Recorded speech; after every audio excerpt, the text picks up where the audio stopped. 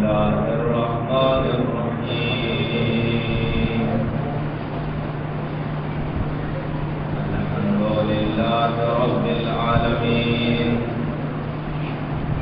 والصلاة والسلام على سيدنا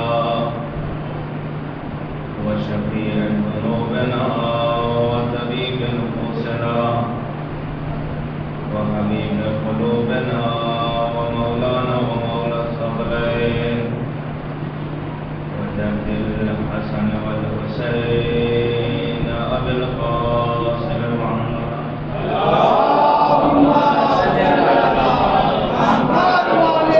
محمد وعلى آله الطيبين الطاهرين المعصومين المظلومين ولعنة الله على أعدائهم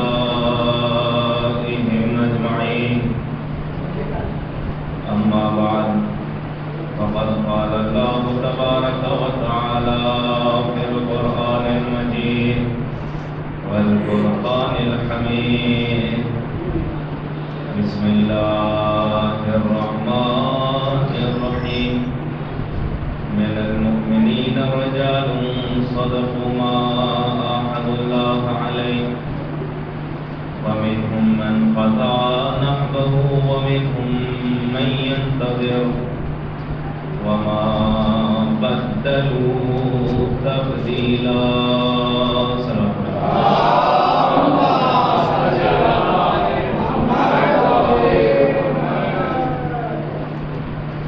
اذان محترم، اس عشرے کی چوتھی مجلس جس کا مقصد اپنے امام وقت سے قریب ہونا.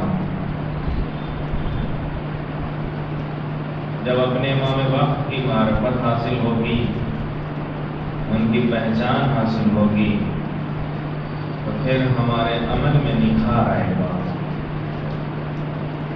اور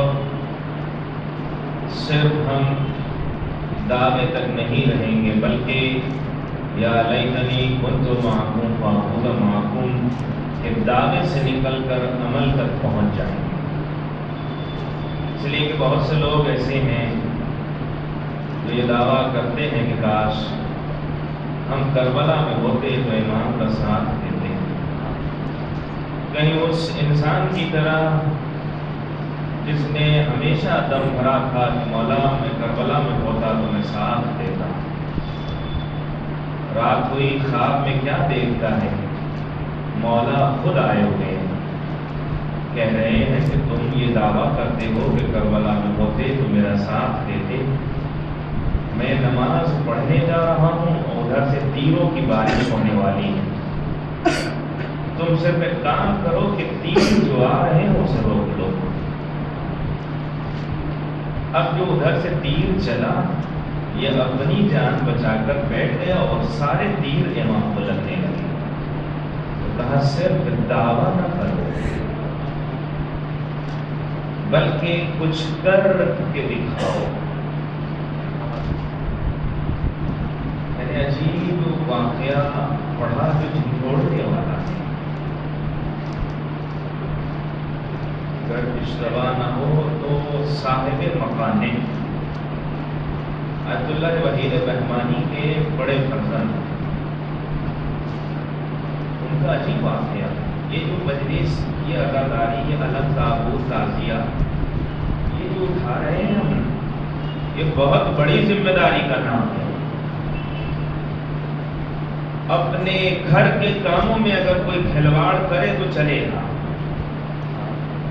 اپنی زندگی سے کوئی اگر کھیل لے یہ اس کے لیے وہ اس سے پچھتائے.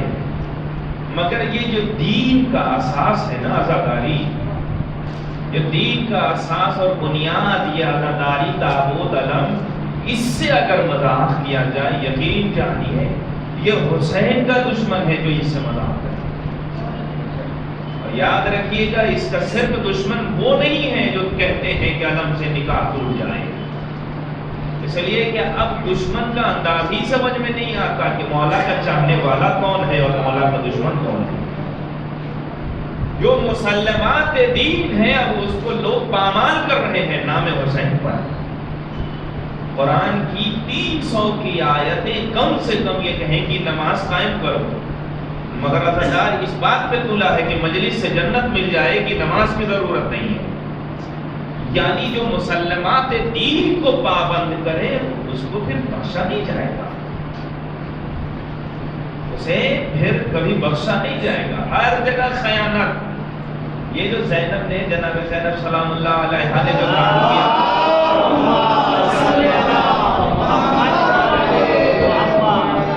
یہ عزاداری بہت بڑی ذمہ داری کا نام ہے، ایک بہت بڑا کام ہے. جو کام زینب نے اپنے زمانے میں شروع کیا تھا اس کام کو آج ہمارے کاندھوں پہ رکھا گیا.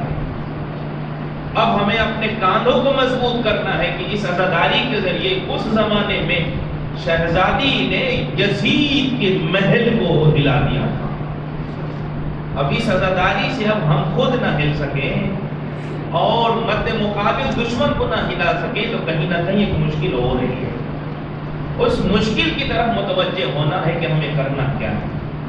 لوگ نام حسین پر، ہمارے جوان، اللہ سے یہ طاقت مانگی جائے کہ دیکھیں ماتم 2 گھنٹہ کرنے کی خدا صلاحیت دے دے، اس کے لیے جوس پیے، کھانا کھائے، ان ساری چیزوں کو. مگر اب انداز بدل گیا.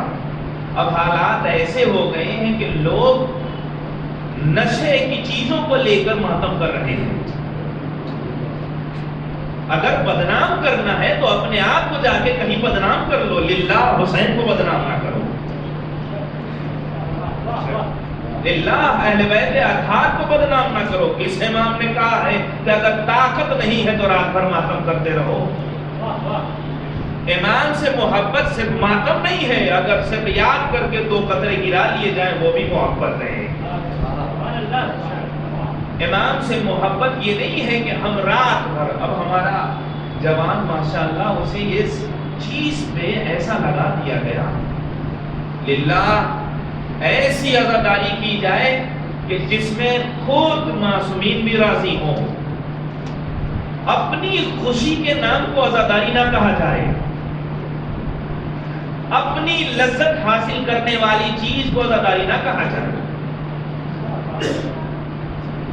جیسے رمضان کی دعاؤں میں خاص دعا تھی، جب آپ سر پہ قرآن رکھتے ہیں، سامنے رکھتے ہیں، اس میں یہ بہت بڑا اکثر رقبتی عن النار، میری گردن کو جہنم کی آگ سے آزاد کرا دے. بہت سی جگہ رمضان کی دعا میں یہ تھا کہ اب میرے شکم کو جہنم کی آگ سے آزاد کرا دے. ماہ مبارک رمضان گزر جائے اور اگر کوئی پیٹ پرست رہ گیا تو اس کا مطلب یہ ہے کہ مبارک مہینے کا کچھ فائدہ نہیں ہوا. میں شاید اس کی وضاحت کروں. اگر کوئی مجلس صرف اس بنیاد پر آئے کہ آج بریانی ملے گی تو شاید یہ لگتا ہے پیٹ پرست ہے، یہ شکم پرست ہے. اس لیے کہ عزاداری تبرک کی بنیاد پر نہیں ہے، عزاداری نیک مومن لوگوں کی بنیاد پر ہے. آج بہت سی جگہ لوگ اساتذہ کہتے ہیں مولانا اگر تبرک نہ رکھیں گے نا کھانا تو لوگ آئیں گے نہیں. ایسا لگ رہا ہے پھر سے زورا شیرہ والے لوگ دنیا میں آ گئے. پھر سے رسول کا کام یہ تھا کہ انہیں سنانا تھا تو کافر مزاج تھے نا لوگ. ہمارے یہاں انداز بدلا ہے، ہمارے یہاں پہلے کھانا نہیں ہے، بعد میں تبرک ہے تاکہ پہلے روح کی غذا لے لو. المختصر عزاداری ایک ذمہ داری کا نام ہے. میں اپنی بحث تک پہنچنا چاہتا ہوں اور آج ایک اہم موضوع سے کے حوالے سے آپ سے گفتگو کرنا. مومنین میں سے کچھ مرد ایسے ہیں کہ جو جنہوں نے اپنے وعدے کو سچا کر دکھایا اور وہ منزل مقصود شہادت تک پہنچ گئے، اور کچھ ایسے ہیں جو منتظر ہیں. مگر جو منتظر ہیں وہ اپنے وعدے میں کہیں سے بھی ان کے وعدے میں کمی نہیں ہے، وہ اپنے وعدے میں سچے ہیں. یہ آیت کب نازل ہوئی؟ جنگ احد. جنگ احد میں جب جناب حمزہ شہید ہو گئے ہیں نا، تو جو وعدہ تھا اس وعدے کو نبھانے والے تھے جناب حمزہ. منزل شہادت تک پہنچ گئے، مگر جو زندہ رہ گئے اس کا نام ہے علی. اس لیے جو شہادت تک پہنچے فَمِنْهُمْ مَنْ قَضَى نَحْبَهُ وہ منزل مقصود تک پہنچ گئے. وَمِنْهُمْ مَنْ يَنْتَظِرُ اور انہی میں سے کچھ ایسے ہیں جو اس وعدے کے منتظر ہیں. ایسا نہیں ہے کہ جنگ احد میں علی نے اپنی ذمہ داری کو انجام نہیں دیا. علی نے احد میں اپنی ذمہ داری کو بھی نبھایا مگر ارادہ اتنا مضبوط ہے کہ شہادت نہیں ملی مگر اپنے وعدے اور اپنے اس عمل سے پیچھے نہیں ہے. اس آیت سے میں ایک نتیجے تک پہنچنا چاہتا ہوں. آج ہمارے جوانوں میں ایک کانسیپٹ یہ ڈالا جاتا ہے کہ شہادت بہت بڑی چیز کا نام ہے. روایت کے اعتبار سے سب سے بڑی چیز کا نام ہے شہادت. شہید کسے کہتے ہیں؟ شہید اتنا بھی بڑا گنہگار ہے اگر اس کا ایک قطرہ جیسے ہی زمین پر گرتا ہے نا اس کے گناہ معاف ہو جاتے ہیں. کیوں؟ اس لیے کہ شہید کی جو سب سے بڑی کامیابی کی دلیل ہے وہ یہ ہے کہ جس چیز سے انسان جڑا رہتا ہے جسے چھوڑنا نہیں چاہتا جسے مادہ کرتا ہے، اپنی بیوی، اپنے بچے، اپنا گھر، اپنا اسٹیٹس، یہ شہید کا مرتبہ ہے کہ سب کو چھوڑ کے ایک جگہ پہنچتا ہے. شہید اسے یعنی ان سب چیزوں سے پھر اوپر چلا ہے. میں اپنی طرف سے نہیں، آیت اللہ جوادی عاملی کا یہ جملہ ہے کہ اگر کسی کو بہت تیزی سے عارف بننا ہے یعنی عرفان خدا حاصل کرنا ہے تو وہ کہیں کتاب نہ پڑھے، صرف بارڈر پہ 6 مہینہ جا کے زندگی بسر کر لے. جب موت کو قریب سے دیکھے گا نا تو ایمان بھی بہت محکم ہوگا. جب موت کو قریب سے جب یقین ہو جائے، اور کچھ موت یعنی ایسے شہید جنہیں پتا ہے کہ میری گردن کاٹی جائے گی اور ان میں سے بھی شہید ہو جائے. جی آپ دیکھیے واقعہ جس وقت ایک کسی کے اوپر قتل کیا جاتا ہے وہ اپنی آنکھوں سے شرمندہ رہتا ہے، اس کی آنکھیں نٹھال رہتی ہیں، مگر شہید ہو جاتی اپنے ظالم سے آنکھوں سے ٹکرا رہے ہیں. یہ مرتبہ، یہ عزت، یہ شہرت، یہ طاقت کہاں سے آتی ہے؟ وہ ہے ایمان. مگر یاد رکھیے میں ایک مفہوم تک پہنچنا چاہتا ہوں. شہادت سب سے بڑا مرتبہ ہے. شہید کا ایک قطرہ خون اسلام کی جان ہے. اسلام اس سے محافظ ہے، اسلام اس سے بچا ہوا ہے، اسلام کے یہ محافظ ہیں. بہت اچھی بات ہے. مگر دوسری جگہ روایت یہ کہتی ہے کہ علماء کے قلم کی جو قوت ہے وہ شہیدوں کے خون سے بھی افضل ہے. وجہ کیا ہے اس کی وجہ یہ ہے کہ یہی علماء ہیں جو اس طرح کے ہزاروں شہیدوں کی تربیت یہ کرتے ہیں. اب شہید کا مطلب یہ نہیں ہے، اب یہاں سے میں ایک نتیجے تک پہنچنا چاہتا ہوں، شہید صرف وہ نہیں ہے جو بارڈر پہ لڑ رہا ہو، شہید صرف وہ نہیں ہے جو اپنی زمین کو بچا رہا ہو، نہیں، شہید وہ بھی ہے جو فکر کے بارڈر پہ کہیں لڑ رہا ہو، کوئی عقیدے کے بارڈر پہ کسی سے لڑ رہا ہو. نعرہ حیدری، محمد اور محمد سلوان.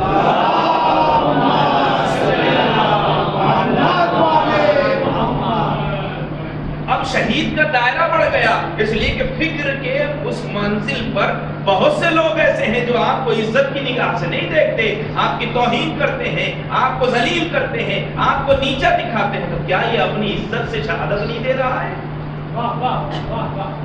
اب سب کا میدان الگ ہو گیا. کسی کو اگر دشمن سے لڑنا ہے تو اسے بارڈر پہ جانے کی ضرورت نہیں ہے، وہ انٹرنیٹ کی دنیا میں بھی رہ کر اپنے آپ کو شہادت تک پہنچا سکتا. اب اس کا دائرہ بڑھ گیا. میں یہاں تک پہنچا ہوں شہادت سے افضل کوئی چیز نہیں ہے. مگر ایک نتیجے تک پہنچنا چاہتا ہوں اس آیت سے. یاد رکھیے جب کسی میدان میں انسان اتر جائے اور اس میدان میں کام کو بھی انجام دے، اپنی ذمہ داری کو بھی نبھائے، اور اگر وہ اسے قتل نہ کیا جائے تو اس کا مطلب یہ نہیں ہے کہ وہ شہید نہیں ہے. مولا کائنات جنگ احد میں شہید نہیں ہوئے ہیں، اس کا مطلب یہ نہیں ہے کہ جناب حمزہ سے مرتبہ ان کا کم ہو گیا.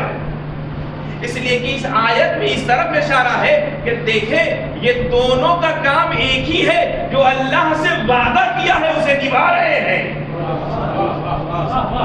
صدقوا ما عاہدوا اللہ علیہ جو اللہ سے انہوں نے وعدہ کیا ہے اسے نبھا رہے ہیں. اب نبھانے میں ہو سکتا ہے کسی کو قتل کیا جائے اور کسی کو چھوڑ دیا جائے. تو اس کا مطلب یہ ہوا کہ شہادت سے بھی اوپر کی چیز کا نام ہے کہ خدا سے کیے ہوئے وعدے کو نبھایا جائے. اب میں ایک مفہوم تک پہنچنا چاہتا ہوں. آپ نے ہمیشہ سنا ہوگا کہ جب آخری امام کی حکومت ہوگی تو پتہ نہیں ایک بڑھیا آئے گی اور امام کو کیا کر دے گی؟ زہر دے دے گی اور پھر امام شہید ہو جائیں گے. پہلے اس روایت پہ غور و فکر کرنا چاہیے کہ یہ روایت کہاں تک صحیح ہے یا غلط ہے. دیکھیے روایت جو ہم تک اکثر پہنچی ہے نا وہ ان کی کمپنی میں بنائی گئی ہیں جو ہمارے نہیں تھے. ان کی یہاں جعلی حدیثیں بہت تھیں. انہوں نے ہر چیز کو یہاں ہمارے اوپر لگا دیا. میں ایک نتیجے تک پہنچنا چاہتا ہوں. تو یہ کہا جاتا ہے کہ آخری امام کو بھی شہادت ملنی چاہیے اور اس کے لیے روایت یہ ہے کہ ایک بڑھیا آئے گی اور وہ امام کو زہر دے گی اور امام شہید ہو جائیں گے. اللہ اکبر. کبھی آپ تصور کیجئے کہ جس امام کی حکومت اس پیمانے پہ ہوگی جس کے 313 لیڈر اور کمانڈر ایسے ہوں گے کہ ایک ذرہ برابر ان کے اندر کمی نہ ہوگی, ہزاروں کی تعداد میں امام کے چاہنے والے ہوں گے, ہر طرف عدل و انصاف ہوگا, کہیں ظلم نہ ہوگا, وہاں اچانک کہاں سے ایک بڑھیا آ جائے؟ یہ کبھی انسان سوچے. ہمیں آج اگر آیت اللہ علوہ سید علی سیستانی سے ملنا رہتا ہے تو ایک چیز بھی لے کے نہیں جا سکتے. ان سے ملنے کے لیے اتنی مشکلات ہے. پتہ نہیں امام کی اتنی بڑی حکومت اور جہاں سب اچھے ہو گئے ہوں. اس لیے اب یہاں ایک نظریاتی مشکل یہ ہے کہ ہم یہ مان چکے ہیں کہ ہر معصوم کو شہید ہونا چاہیے. یاد رکھیے کوئی معصوم شہید ہو یا نہ ہو صرف وہ اپنا کام کر دے یہی سب سے بڑی شہادت ہے. اس لیے بہت سے نبی ایسے ہیں جنہیں شہادت نہیں ملی. اب اگر وہ اپنا کام کر دیں اور آرام سے بستر پہ موت آ جائے تو اس میں ہمیں مشکل کیا ہے؟ امام آئیں گے صرف اس لیے نا کہ جہاں ظلم و زور پھیلا ہوا ہوگا اسے عدل و انصاف سے تبدیل کر دیں گے. جب امام اس کام کو کر دیں گے تو پھر اب اگر بستر پہ ان کی روح نکلے, یہ تھوڑا سا ہمیں کمزور کرنے کے لیے اس طرح کی چیزوں کو ذکر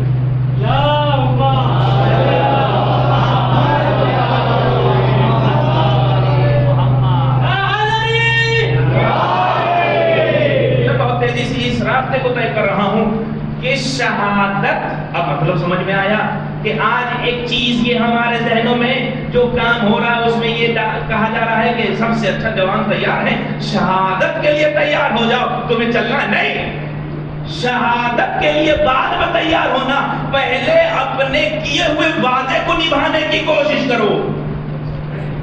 ورنہ اس آدمی کی کوئی اہمیت نہیں جو اللہ سے کیے ہوئے وعدے کو اہمیت نہ دے اور کہیں پہنچ جائے.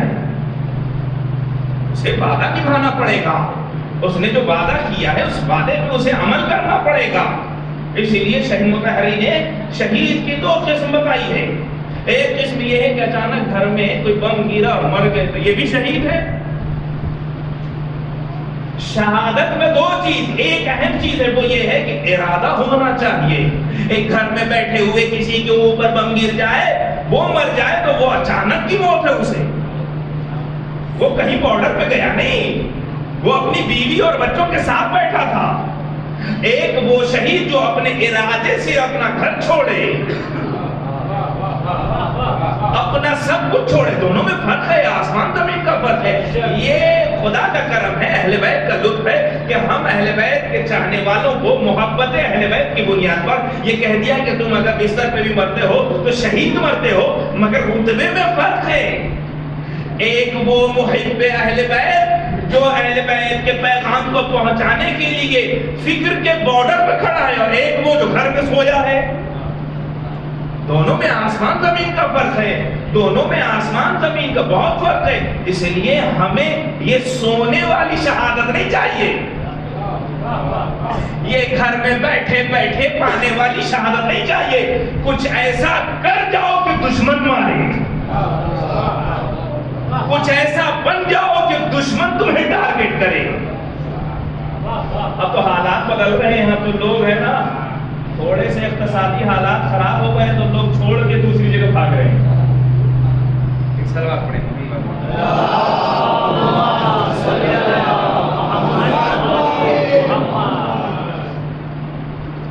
اس شہادت کا موضوع اس لیے میں نے ذکر کیا کہ میں ایک نتیجے تک پہنچنا چاہتا ہوں۔ آج ایک اہم چیز کی طرف میں متوجہ کرنا چاہتا ہوں۔ رسول خدا کے دنیا سے جانے سے لے کر سن 40 ہجری تک جعلی حدیثوں کی کمپنی بڑی بڑی بنائی گئی۔ جعلی حدیثوں کی کمپنی بڑی بڑی بنائی گئی۔ میں نے عرض کیا تھا کہ قرآن اہل بیت کو پیش کر رہا تھا، قرآن رسول خدا کو پیش کر رہا تھا، مگر ان لوگوں نے کہا کہ نہیں، جب قرآن موجود ہے تو ہمیں ضرورت نہیں کسی چیز کی۔ مگر جب یہ پھنس گئے تو انہوں نے پہلے ہی موڑ پہ کیا کہا؟ جب باب قدر کی بات آئی تو کہا لا نورث ولا نورث نحن معاشر الانبیاء۔ جب شہزادی نے مانگا ہے تو اس میں دلیل کیا دی؟ کہا رسول خدا نے فرمایا ہے کہ ہم انبیاء کرام نہ کسی کے وارث بنتے ہیں نہ کسی کو وارث بناتے ہیں۔ اللہ اکبر۔ اپنی حکومت کے پہلے ہی دن جن لوگوں نے کہا تھا کہ قرآن کافی ہے، وہ بھی بچانے کے لیے حدیث تلاش کر رہے تھے،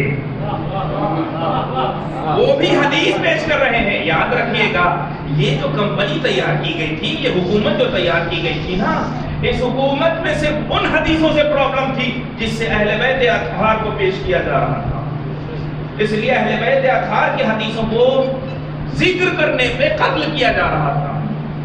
اور تاریخ عجیب ہے، کابل احبار جیسے یہودی علماء جن کا اسلام سے کوئی لین دین نہیں، وہ جمعہ کی نماز سے پہلے 2 گھنٹہ خطبہ دیتے تھے۔ مسلمانوں کی کیفیت کیا تھی؟ جسے اصحاب صفہ کہا گیا ہے، جو 13 ہجری میں پہنچا ہے مدینہ۔ 13 ہجری میں جب پہنچا تو رسول جا چکے تھے۔ جب رسول جا چکے تھے تو اسے کوئی صحابی نہ کہہ سکا۔ صحابی کی تعریف کر دوں میں اپنے یہاں کی دوسرے یہاں، دوسرے مذاہب میں صحابی کی تعریف کیا ہے؟ من رأى رسول اللہ، جو رسول کو دیکھے وہ صحابی ہے۔ ابھی ہم اپنے یہاں کی بھی تعریف کریں گے کہ صحابی کہتے کسے ہیں؟ من رأى رسول اللہ، جو رسول کو دیکھے وہ صحابی ہے۔ یہ ہماری تعریف نہیں ہے، یہ ان کی تعریف ہے، جو رسول کو دیکھے وہ صحابی ہے۔ اللہ اکبر۔ اس تعریف کے اعتبار سے تو ہم کو جنگ بدر کے کافر بھی صحابی نظر آئے، جنگ بدر کے کافر بھی ہمیں صحابی نظر آئے۔ نہیں، ہمارے یہاں یہ نہیں ہے من لقا رسول اللہ ومات بہ مؤمنا، صرف رسول کو دیکھنا نہیں، ہمارے یہاں یہ آنکھوں کا دیکھنا کمال نہیں ہے۔ آنکھوں سے دیکھو گے تو صحابی کہہ رہا ہوں، نہیں، رسول سے ملاقات ہو جائے، ہو سکتا ہے کہ نہ دیکھنے اندھا ہو مگر دل سے ملاقات ہو رہی ہو، دل سے رابطہ ہو رہا ہو۔ من لقا رسول اللہ، جو رسول سے ملے، صرف ملنے سے کوئی صحابی نہیں ہے، مگر مات بہ مؤمنا، اور اس پر اس کی موت بھی آئے تب وہ صحابی ہے۔ یعنی ملاقات بھی ہو اور موت بھی ایمان کی حالت میں آئے۔ اب سمجھ میں آیا، اب سمجھ میں آیا، وہ ایسے کرنی اسے کہتے ہیں جس نے رسول کو دیکھا نہیں مگر پھر بھی صحابی رسول ہے، پھر بھی صحابی رسول ہے۔ اس لیے کہ شرط آنکھوں سے دیکھنا نہیں ہے بلکہ دل سے رسول سے ملنا۔ آپ ذرا قریب ہو جائیے، ابو بصیر کا وہ واقعہ میں عرض کرنا چاہتا ہوں۔ ہم اپنے امام کو غائب سمجھتے ہیں، وہ غائب ہیں یا ہم ان سے دور ہیں؟ اس واقعے سے محسوس کیجیے گا۔ 5ویں امام اپنے صحابیوں کے ساتھ کہتے ہیں آج میں لوگوں کا امتحان لینا چاہتا ہوں، یہی بتانا چاہتے ہیں کہ آنکھوں سے دیکھنے والے اور دل سے دیکھنے والوں میں فرق کیا ہے۔ کہا دیکھو، جو بھی مسجد میں داخل ہو جائیں، میں یہیں بیٹھا ہوں، ہر آنے والے سے پوچھو کہ میں کہاں ہوں۔ امام بیٹھ گئے، لوگ آ رہے ہیں امام کے چاہنے والے، اچھا یہ بتاؤ جانتے ہو 5ویں امام کہاں؟ کہا مجھے تو نظر نہیں آ رہا۔ اچھا، کئی لوگ جب مسجد میں آئے، سب سے پوچھا گیا، سب کہہ رہے تھے کہ امام ہمیں نظر نہیں آ رہے ہیں۔ کچھ دیر کے بعد ابو بصیر آیا، پانچویں امام کا صحابی ابو بصیر، جسے میں نے پڑھا ہے کہ تاریخی پیدائشی وہ اندھے تھے، پیدائشی اندھے تھے ابو بصیر۔ ابو بصیر لفظ پہ بھی اگر غور کریں نا،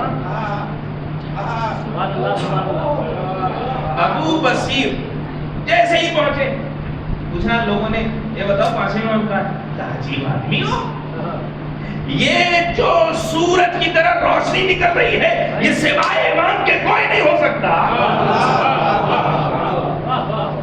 اس وقت سمجھ میں آیا کہ بہت سے لوگ ایسے ہیں جو آنکھ رکھتے ہوئے بھی امام کو نہیں دیکھ سکتے، اور بہت سے چاہنے والے ایسے ہیں کہ جو اندھے ہونے کے باوجود بھی دل سے امام کو مانتے ہیں، دل سے امام کو چاہتے ہیں۔ اور یہی اس واقعے سے ایک بات اور ثابت ہو گئی، وہ یہ کہ دیکھیں امام ہم سے دور نہیں ہے، ہم امام سے دور ہیں۔ امام ہم سے دور نہیں ہے بلکہ ہم امام سے دور ہیں۔ اور یہی اس واقعے سے اب ایک نتیجہ لینا چاہتا ہوں۔ نتیجہ یہ ہے کہ اب آخری زمانے میں ہم ان لوگوں میں سے ہیں جو اپنے امام کو اپنی آنکھوں سے دیکھ نہیں رہے ہیں، مگر دل سے اتنا گہرا رشتہ ہے کہ ہمیں بھی صحابی کہا جا سکتا ہے۔ صرف وہ اپنے دل کے رشتے کو مضبوط کرنا ہے اپنے امام وقت سے۔ حدیثیں اس زمانے میں جعلی بہت بنائی گئی، میں صرف اشارہ کر رہا ہوں، گزر جاؤں گا۔ اتنی جعلی حدیثیں بنائی گئی، ہر وہ عہدہ، ہر وہ شخص، ہر وہ کردار جس سے اہل بیت اطہار کی فضیلت ثابت ہو سکتی تھی، اسی کو گنجلت کر دیا گیا، اسی کو خراب کر دیا گیا۔ میں صرف اشارہ کر رہا ہوں، کبھی آپ نے سوچا ہے جناب عقیل پہ ایک الزام لگتا ہے، کیا ہے الزام؟ علی کے بھائی، اور جب یہ گئے بیت المال سے مانگنے کے لیے تو مولا کائنات نے کہا دیکھو سب کو میں برابر دوں گا، تمہیں زیادہ نہیں دے سکتا۔ اس وجہ سے عقیل کہاں چلے گئے؟ شام چلے گئے، اور اس نے موقع کا فائدہ اٹھا کر عقیل کو اپنے ساتھ رکھ لیا۔ یہاں پر ایک کردار پیش کیا جا رہا ہے کہ علی کتنے سخت ہیں کہ اپنے بھائی کا بھی خیال نہیں کرتے، اور دوسری طرف سب سے خراب چہرے کو اچھا بتایا جا رہا ہے۔ یہ دیکھو علی جیسے دشمن کے بھائی کا کتنا بڑا دوست ہے۔ سمجھ رہے ہیں اس میں کیا ہوا؟ کبھی ان روایتوں کو پڑھیے کہ جہاں پہ محسوس ہوتا ہے عقیل علم انصاف کے جاننے والے تھے نا، جیسے دربار میں جو مناظرہ کیا ہے جناب عقیل نے، کبھی آپ سوچیں کہ عقیل اگر کسی حاکم کا ہم اگر قرض لے کے اور اس کے قرض کے بدولت ہم کسی کو قرض اپنا ادا کر دیں تو کیا کبھی حاکم کے سامنے ہم سر اٹھا کے بات کر سکتے ہیں؟ مگر ایسا نہیں ہے۔ عقیل، جناب عقیل نے جو شام گئے ہیں اس کی ایک وجہ یہ بتائی گئی ہے کہ عقیل خود شام میں علی کے فضائل کو بیان کرنے گئے تھے۔ اس لیے مناظرے جو اس بات کی گواہی دیتے ہیں کہ مناظرے میں ہر جگہ اس کی توہین کی ہے، ہر جگہ۔ انہی روایتوں میں سے جب کہا یہ دینار لے لو اور لے کے جاؤ اور منبر پر میرے فضائل پڑھنا، میرے فضائل پڑھنا، تو جا کے منبر پہ کیا کہا ہے عقیل نے؟ عقیل نے کہا ہے میں علی کے پاس گیا تھا تو علی نے دین کو اہمیت دے کر مجھے چھوڑ دیا، اور میں فقیر شام تک جب آیا تو اس نے مجھے اہمیت دے کر دین کو چھوڑ دیا۔ میں بہت سی روایتوں کو ذکر نہیں کرنا چاہتا ہوں، اب اس ایک روایت سے نتیجہ یہ لیجئے کہ جو علی کو چھوڑ کر آیا ہو اور جس کا حاکم نے قرض ادا کیا ہو، کیا ایسے شخص کے اندر اتنی جرأت آ جائے کہ وہ حاکم کے خلاف ایسی باتیں کرے؟ اس کا مطلب یہ ہے کہ حدیثیں بنائی گئی ہیں، اس کا مطلب یہ ہے کہ حدیثوں کو الگ الگ طریقے سے علی کی فضیلت کو گھٹانے کے لیے پیش کیا گیا۔ انہی چیزوں میں سے ایک جناب عقیل کی شخصیت ہے۔ جناب عقیل آپ کبھی سوچیں وہ ابو طالب جس نے اپنے بیٹوں کو سلا کر رسول کو بچا لیا ہو، کیا اس کی تربیت میں کمی آ جائے کہ عقیل علی کا دروازہ چھوڑ کر غیروں کے دروازے پہ چلے جائیں؟ یہ ایک مرحلہ اور قریب آپ کو میں ذکر کرنا چاہتا ہوں۔ ایک مفہوم ہمیشہ آپ سنتے ہیں، کوفی لا یوفی، سنا ہے نا؟ یہ کوفے والے وہ میں ہیں، سنا ہے نا؟ کوفی لا یوفی، یہ کوفے والے وفا نہیں کریں گے۔ کبھی سوچئے اس کے پیچھے کیا ہو سکتا ہے؟ کربلا کے شہیدوں میں 50 سے 55 کوفے کے لوگ ہیں۔ اگر 72 کی لسٹ نکالی جائے تو 50 سے 55، مگر اس کے باوجود بھی دنیا میں یہ عام کر دیا گیا کہ کوفے والے بے وفا ہوتے ہیں۔ کیوں؟ اس لیے کہ اپنے لوگوں کی بے وفائی، شام کے خلاف لوگ بغاوت نہ کریں، لوگ شام کی بے وفائی پہ توجہ نہ دیں، اس لیے علی کی حکومت کی جگہ کو بدنام کر دو۔ اس لیے علی کی حکومت کی جگہ کو، اور وہ کوفہ ٹھیک ہے ان کے اندر کچھ مجبوریاں رہی، کچھ حالات کی تبدیلی کی بنیاد پر، مگر ایسا نہیں ہے۔ ساتھ دینے والوں میں سے اسی کوفے سے حبیب ہے نا،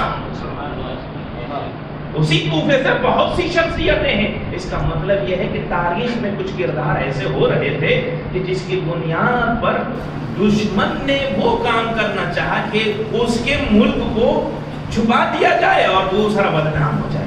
سمجھ لیجیے آج کا میڈیا چینل آج تک یہ کام ہو رہا تھا اور کچھ نہیں،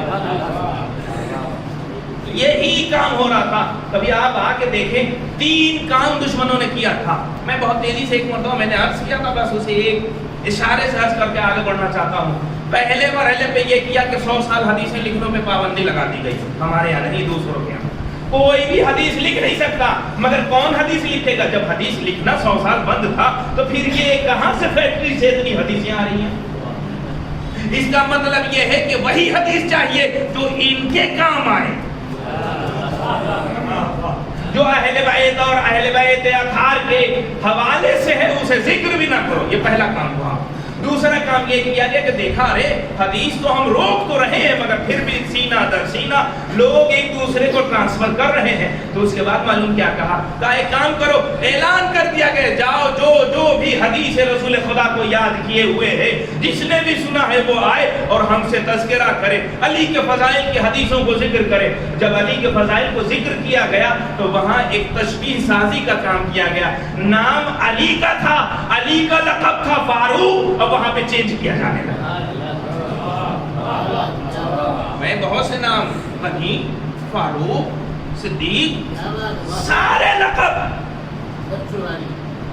اور آپ یہ جانتے ہی ہیں، یہ لفظ بڑے احترام سے کہہ رہا ہوں کہ گیدڑ کو اگر شیر کی کھال پہنا دیا جائے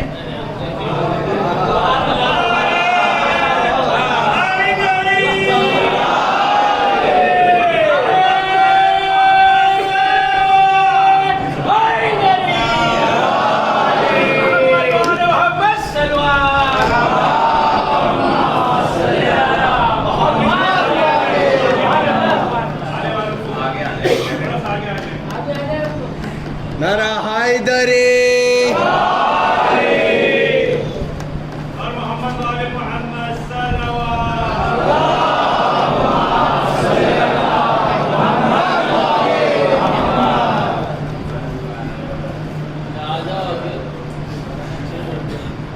دوسرا کام یہ کیا گیا، مگر پھر بھی آپ دیکھیں کبھی مباہلے کو اس انداز سے سوچئے، رسول بہت باریک بین تھے، بہت بصیر تھے۔ کل تک جو چادر تطہیر کے نیچے جو شخصیتیں تھیں جسے اہل بیت کہا جا رہا تھا، ہم فاطمہ و ابوہا و بالہا و بنوہا کہا جا رہا تھا، اس چیز کو لوگ ذہن میں یہ نہ سمجھیں ارے اہل بیت میں یہ بھی ہیں، یہ بھی ہیں، یہ بھی ہیں، یہ بھی ہیں، نہیں، مباہلے میں سب کچھ کلیئر کر دیا۔ دیکھو اہل بیت میں یہی ہو سکتے ہیں اور کوئی نہیں۔ مباہلے کی جو جنگ ہے نا وہ صرف ایسا نہیں ہے کہ نجران سے ہو رہی تھی، مسلمانوں میں جو عیسائی فکر رکھ رہے تھے ان سے بھی جنگ تھی۔ اب تک یہی تھا نا، جو سچا ہے وہی جھوٹے پہ لعنت پڑے گا،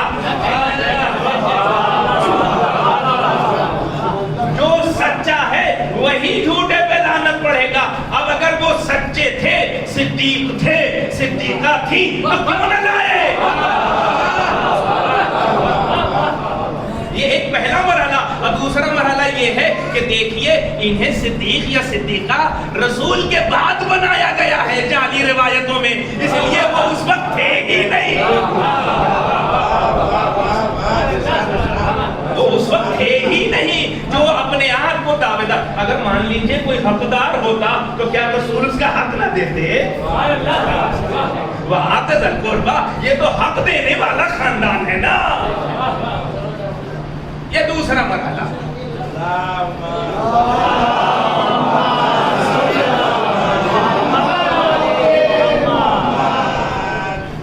یہ دوسرا مرحلہ۔ اب سنیے تیسرا مرحلہ کیا کیا دشمنوں نے؟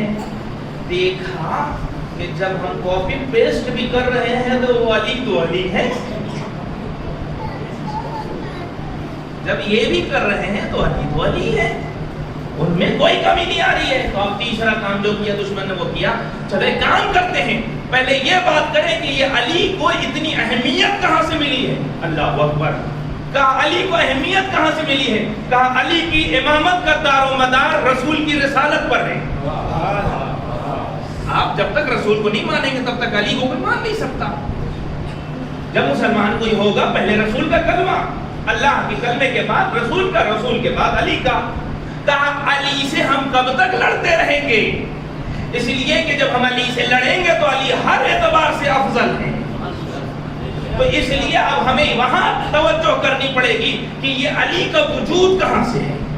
جب غور و فکر کیا تو دیکھا علی کا وجود توحید پر ہے اور رسالت پر ہے، تو کہا اب علی سے ہم جنگ نہیں کریں گے، اب علی کے خلاف اتنی باتیں نہیں، چلو سب سے اچھا اب رسول ہی کی توہین شروع کر دی جائے، اب توحید ہی کو خراب کر دیا جائے۔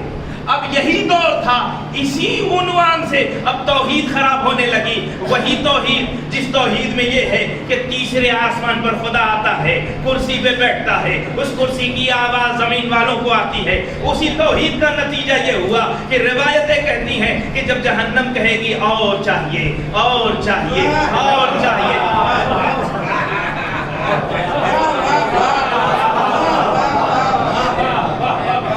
جب جہنم کہے گی اور چاہیے تو ان کا خدا جہنم کی بھوک کو مٹانے کے لیے اپنا بایاں پیر ڈال دے گا۔ تو اب میں ان لوگوں سے کہنا چاہتا ہوں، جب تمہارا خدا اپنا پیر جہنم میں ڈال سکتا ہے تو تم بھی اسی بہانے چلے جاؤ۔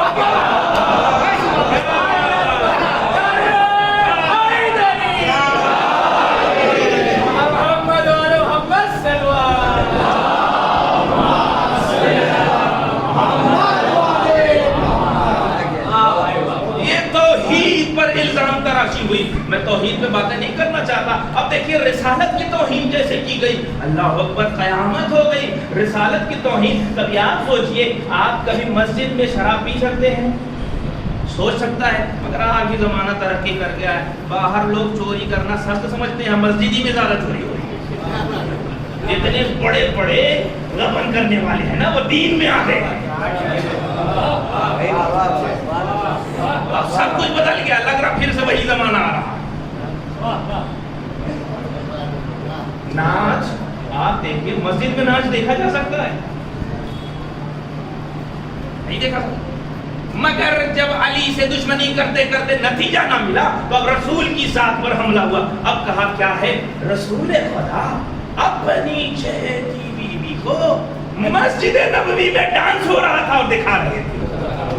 آپ سمجھ رہے ہیں دین کا مذاق اڑایا جا رہا ہے، یہ دین کی توہین ہے۔ اتنا ہی نہیں، ایک اور روایت کی طرف اشارہ کرنا چاہتا ہوں۔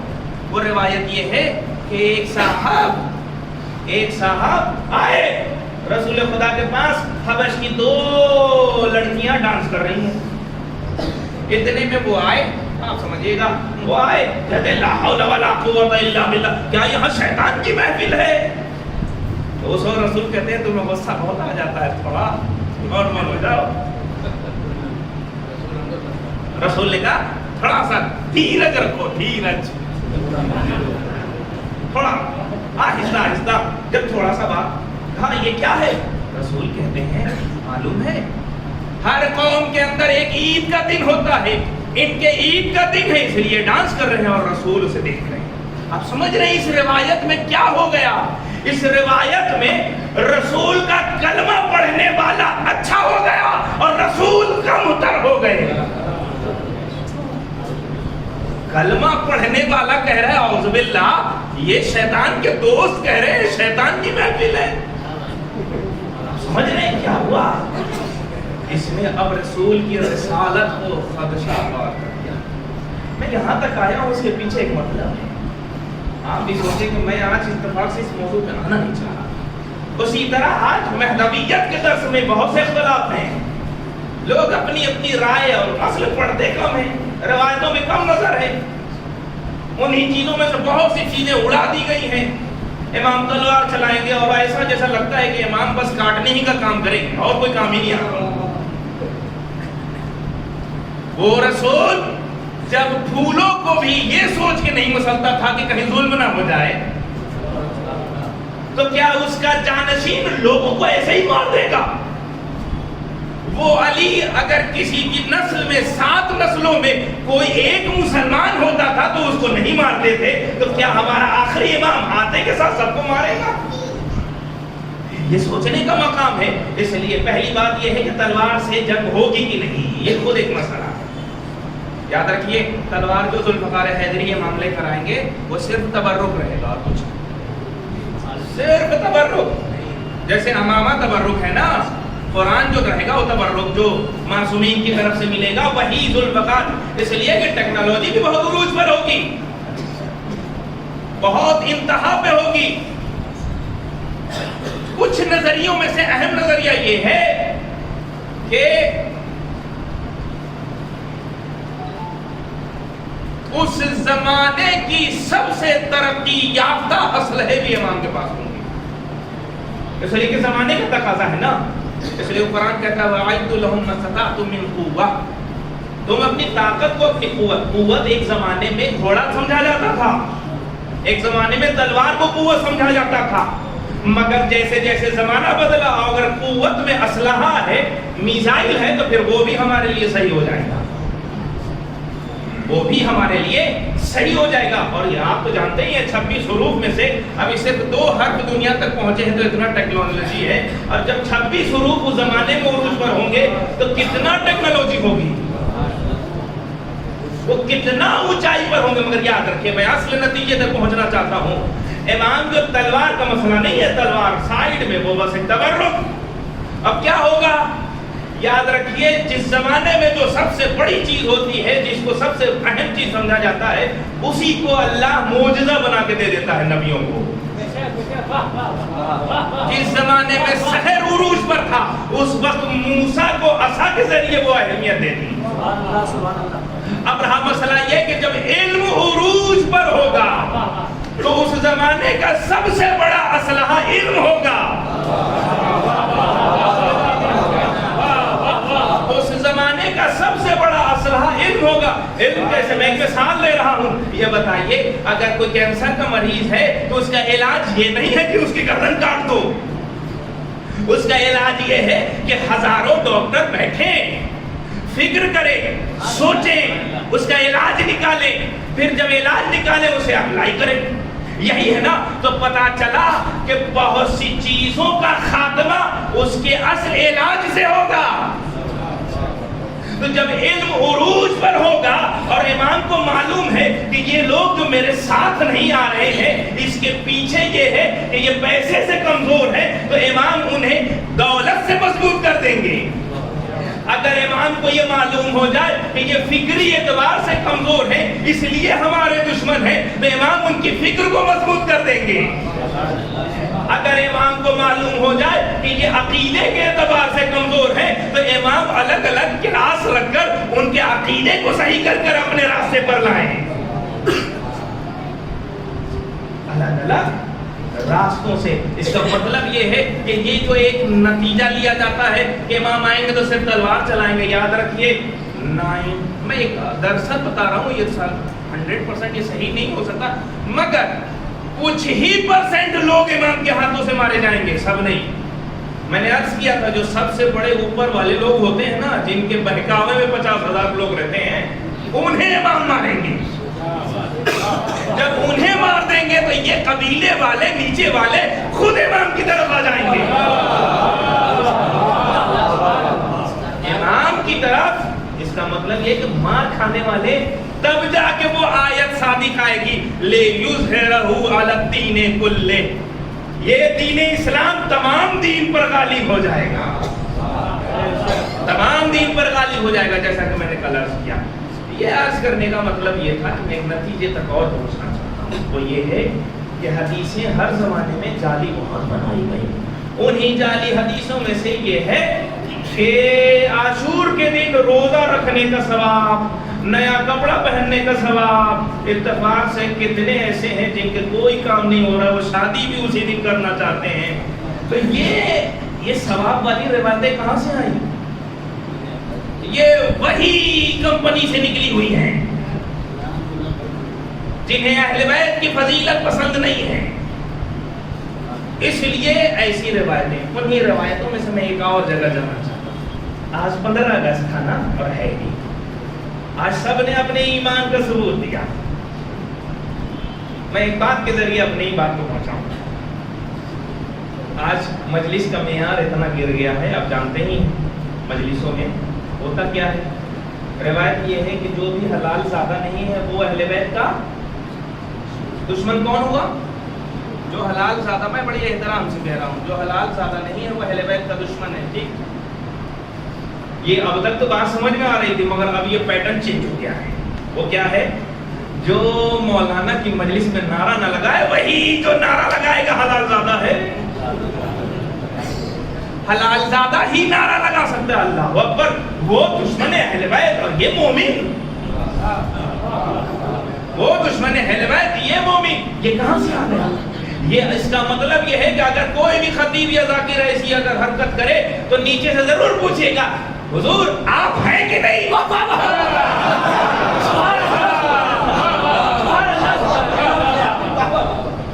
ان سے دلیل پوچھئے، اس لیے کہ ہماری گھٹیوں میں جب سے پیدائشی اعتبار سے ماؤں نے علی علی دے دیا، یہی ہماری دلیل ہے.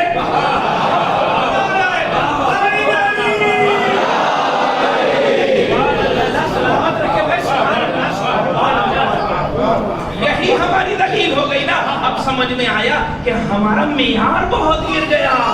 ایسے ایسے لوگ آ گئے جنہیں حلال زادہ ہونے کا مطلب بھی نہیں معلوم.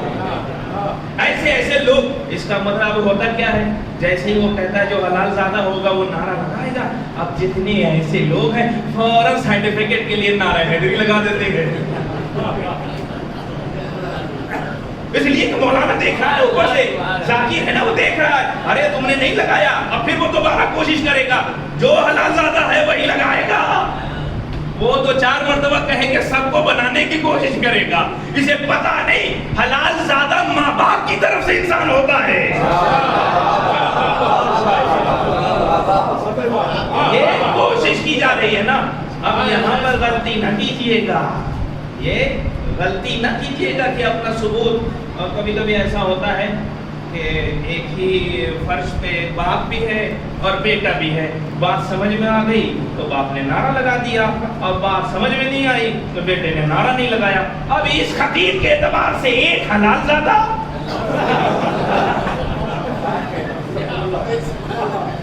ایسے لوگوں سے اس ممبر کو بچائیے. ایک سوال ہے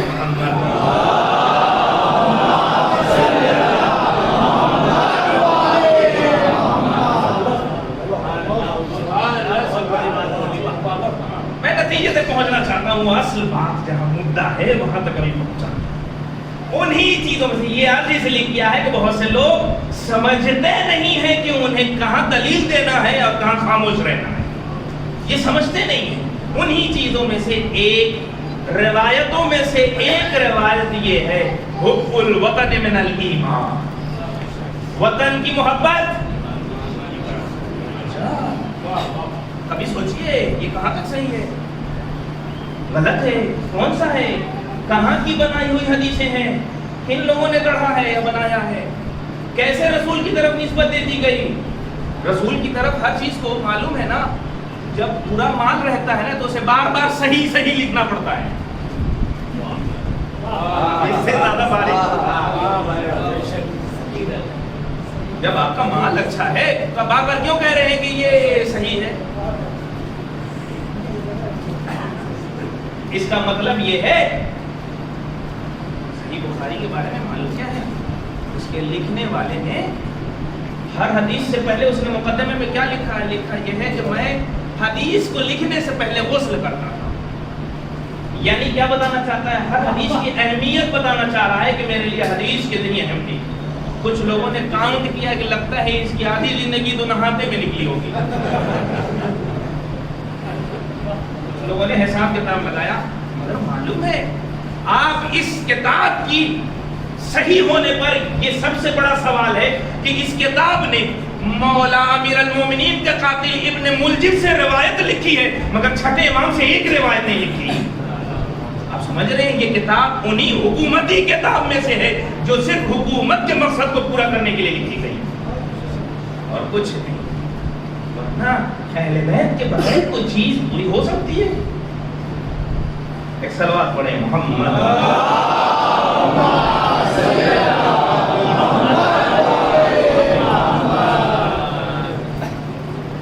اس میں ہمیں بات کرنا چاہیے حب الوطن من الایمان.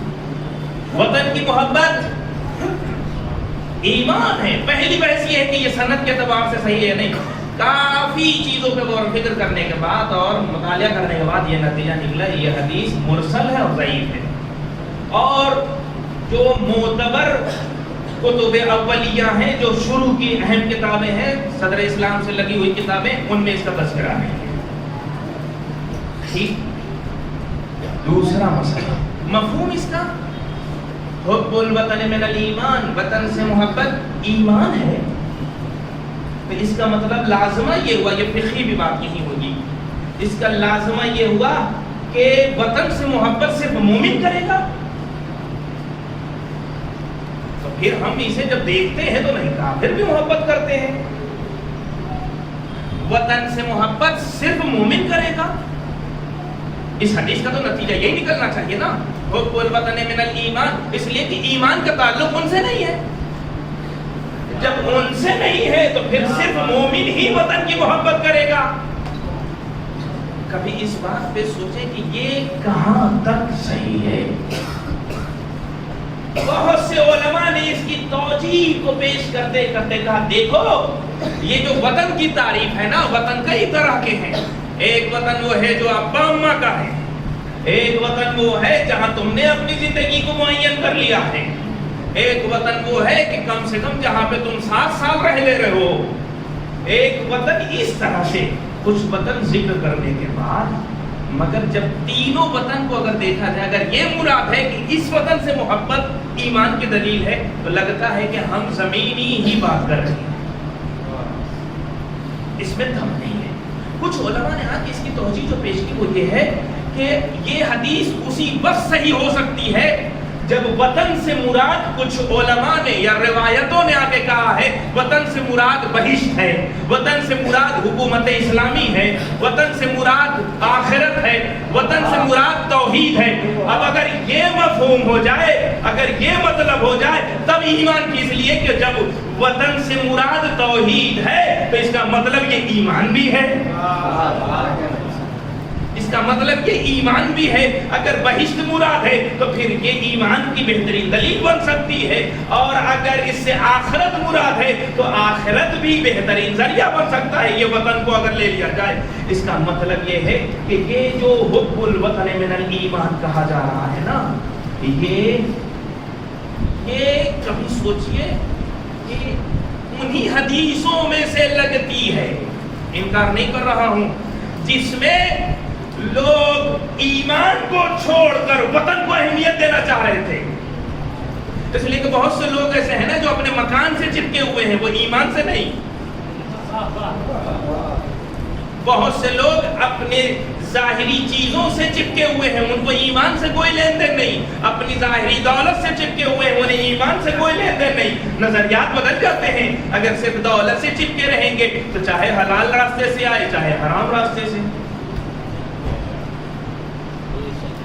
مگر ایمان کی جب بات آئے گی تو ایمان یعنی صرف حلال ہی کمانا ہے، صرف حلال ہی کمانا ہے۔ اب کیا ہے، اب ہم لوگ اس بات کو ثابت کرنے میں لگے ہیں کہ ہم اب تو ایسے مسئلے میں مرحلے میں ہم گزر رہے ہیں کہ جہاں ہم یہ صرف ثابت کر رہے ہیں کہ ہم بھی اس وطن سے محبت کر رہے ہیں اور کچھ نہیں۔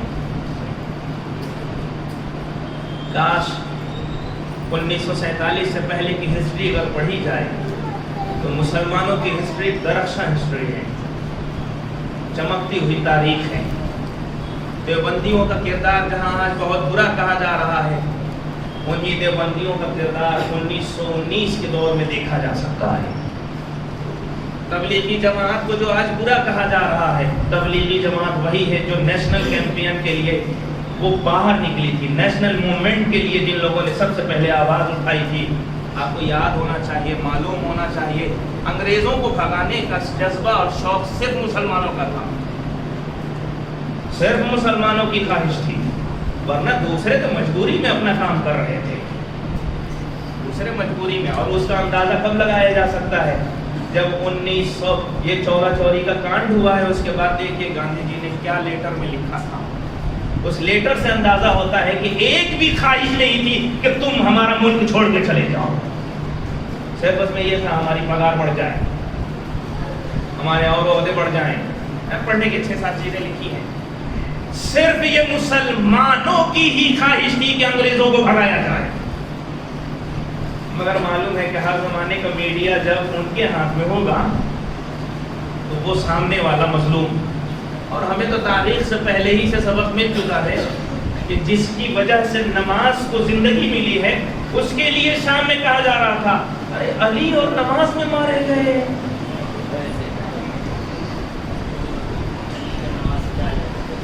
علی کو نماز سے کیا لینا دینا؟ ایک سوال پڑھے محمد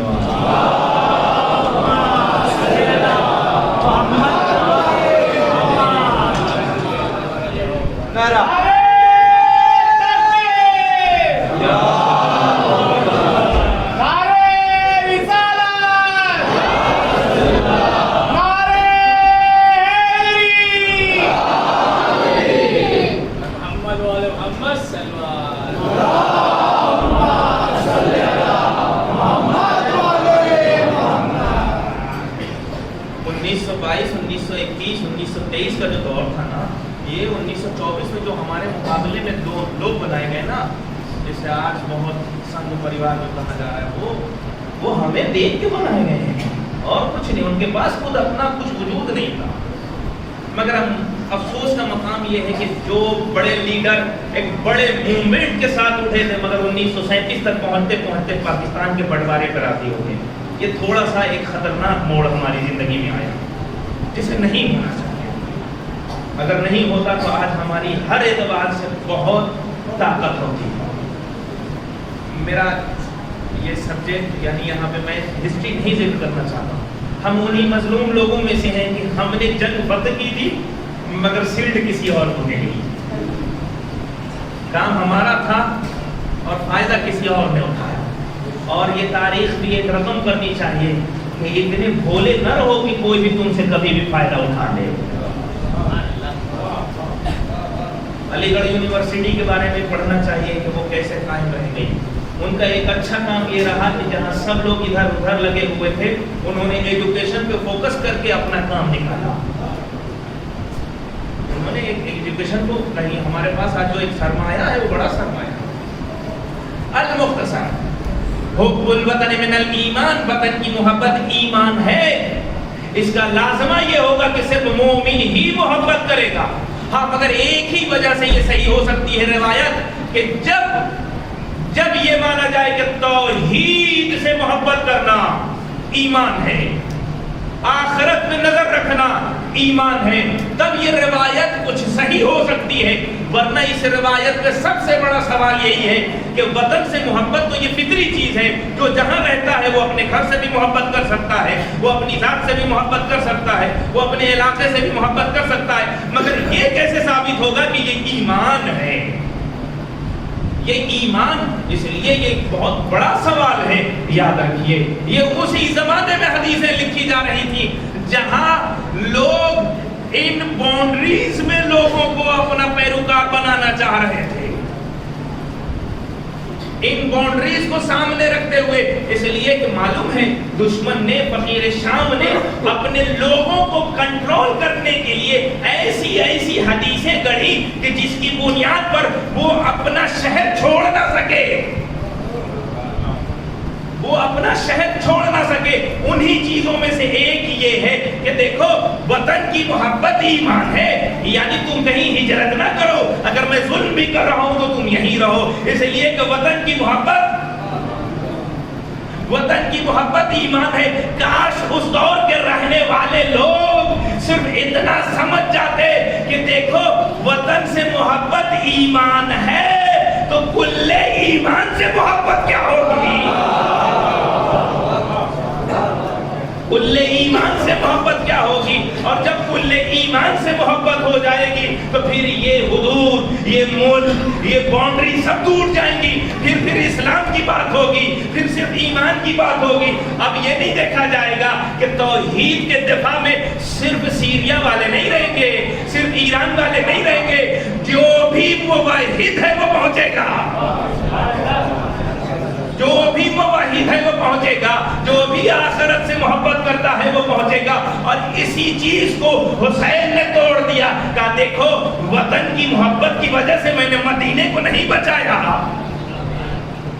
امام حسین نے اس چیز کو توڑ دیا، دیکھو میں وطن سے، زمین سے لگا ہوا نہیں ہوں کہ میں صرف مدینے کو اس بنیاد پر نہ چھوڑوں، ارے مدینہ میرا ہے، یہ میرا گھر ہے، وطن کی محبت ایمان ہے، نہیں، کہا جہاں میں بس جاؤں گا، جہاں میں شہید ہو جاؤں گا، وہی ایمان کی دلیل بن جائے گی۔ اب یہ ہو گیا، دیکھو وطن کی محبت ایمان نہیں ہے بلکہ ایمان پر جان دینا یہ سب سے بڑی ایمان۔ اب دیکھیے کربلا ایمان کی جگہ بن گیا، اس لیے حب الوطن من الایمان، ہم صرف ملک میں رہ رہے ہیں تو صرف عمل کریں، مگر جب ایمان کے مقابلے میں ملک کی بات آ جائے گی تو پھر ہمیں ایمان چننا پڑے گا، پھر ہمیں ہجرت کرنی پڑے گی۔ مستضعف کے بارے میں نے ذکر کیا تھا پرسوں کہ مستضعف وہ لوگ نہیں ہیں جو کچھ نہیں کرتے، مستضعف وہ ہیں جو مدینے جب رسول جا رہے تھے اور مکے میں رہنے والے اپنے آپ کو مستضعف کہہ رہے تھے، اللہ نے کہا تم جہنمی ہو، تم نے حرکت ہی کہا کی، مستضعف تم نہیں ہو بلکہ وہ افراد ہیں کہ جو رسول کے ساتھ ہیں۔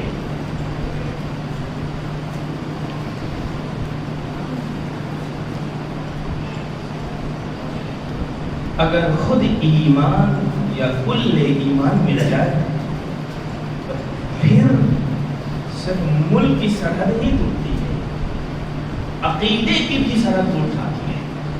امام حسین کے لشکر میں ہر عقیدے کے لوگ، عثمانی مذہب، عیسائی مذہب، ہر طرح کے لوگوں کو جوڑ کے امام نے بتایا تھا دیکھو ایمان یہ ہے جہاں ملک سے باہر نکل کے بات کی جائے، جہاں اپنے آپ سے نکل کے بات کی جائے، جہاں عقیدے، اپنے عقیدے، وہ پرانے عقیدے کو چھوڑ کر اس عقیدے کو اپنانے کی بات کی جائے۔ اور جب حسین نے دشمنوں سے ٹکرائے،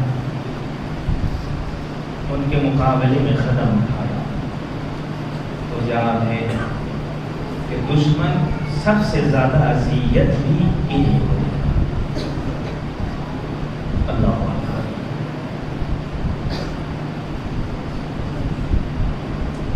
سید سجاد بعد عاشور اگر مصائب کی دنیا میں دیکھا جائے سب سے زیادہ اگر کسی کو ستایا گیا ہے تو سید سجاد، اس لیے کہ قافلہ سالار ہے نا، جب بھی قافلے میں کچھ ہوتا ہے سب سے پہلے تازیان سید سجاد کو پڑھتے ہیں۔ بہت سے مقام پہ سید سجاد نے کہا اے بابا اب تازیانے کھانے کی طاقت نہیں ہے، یہ بتا دیں آپ کا سر کیوں آگے نہیں بڑھ رہا؟ اجرکم اللہ، خدا کسی غم میں نہ رولائے سوائے غم حسین کے۔ جب منہال آئے ہیں نا تو کیا دیکھا؟ مولا وضو کرتے جاتے ہیں روتے جاتے ہیں، وضو کرتے جاتے ہیں روتے جاتے ہیں۔ منہال نے پوچھا مولا کیوں رو رہے ہیں؟ کہا منہال تم نے انصاف نہیں کیا، میں پانی پہ جب بھی میری نظر پڑتی ہے فوراً اپنے بابا کو یاد کرتا ہوں، میرے بابا کو 3 دن بھوکا پیاسا شہید کیا گیا۔ ایک بار منہال نے کہا مولا ارے شہادت تو آپ کی میراث ہے نا، اگر علی اکبر شہید ہو گئے تو آپ کی میراث ہے نا، ارے حسین اگر شہید ہو گئے تو یہ آپ کی میراث ہے نا۔ جیسے ہی کہا ایک مرتبہ کہا اے منہال تم نے انصاف نہیں کیا، کیا ماں بہنوں کا بے پردہ ہو جاتا، کیا ماں بہنوں کا بے پردہ ہو جاتا، اسے بھی تم میراث کہو گے۔ اللہ اکبر، اگر تاریخ کربلا کو دیکھا جائے بعد عاشورا، ارے سید سجاد کے لیے سب سے سخت لمحہ تھا کہ ان کی ماں بہنیں خوبیاں میرے دادی۔ ایک مرتبہ کسی نے پوچھا مولا اے مولا جب آپ کوفہ آئے تھے تو آپ کا سر جھکا ہوا تھا، مگر جب مسلم کوفے میں آئے تھے تو مسلم کا سر جھکانا تھا۔ ایک مرتبہ امام نے کہا ارے جب مسلم آئے تھے تو مسلم کی ماں بہنیں ساتھ میں نہ تھی، مگر جب میں کوفے میں آیا ارے میرے ساتھ میری ماں بہنیں تھی، میری پھوپھیاں تھی جو میرے دادی منادی ندا دے رہا تھا، ارے آؤ آؤ یہ نبی زادیاں ہیں،